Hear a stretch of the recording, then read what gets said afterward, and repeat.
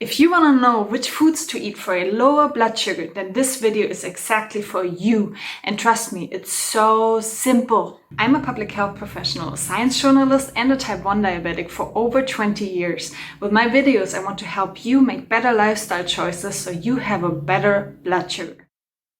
The food you eat every day either promotes a healthy blood sugar or it promotes the opposite. So it is essential for you, if you have problems managing your blood sugar, to know which foods do what.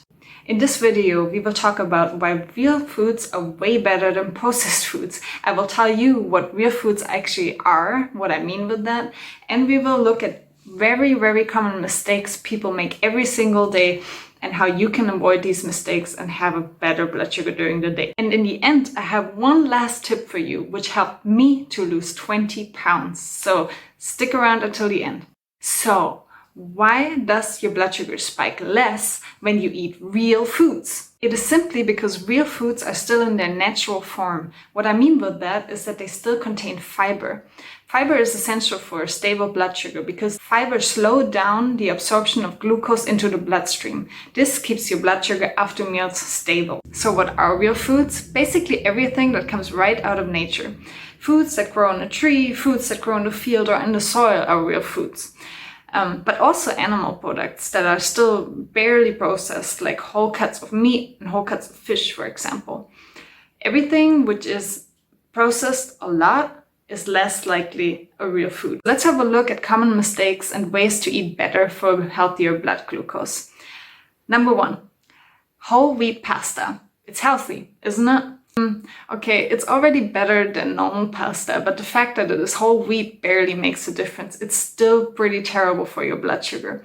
Better would be food like rice, beans, chickpeas, potatoes, other real foods like that. Pasta is super processed, so try to keep that out of your daily diet.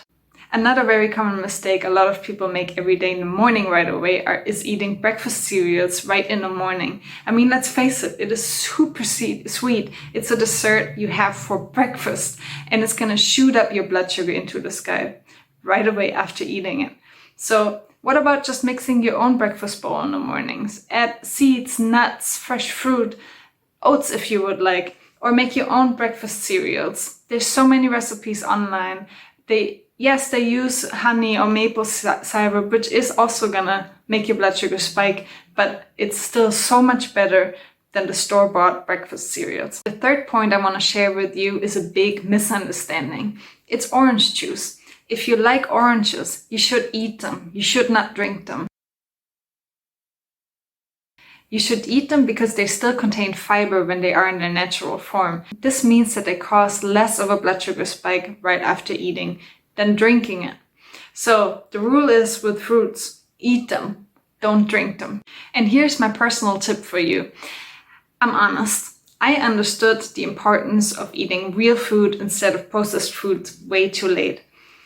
The truth is, if you go to a supermarket, you will find 95% foods which are processed and 5% or even less are actually real foods still. The tip I have for you made me lose 20 pounds and I did not gain that weight anymore since I follow this tip.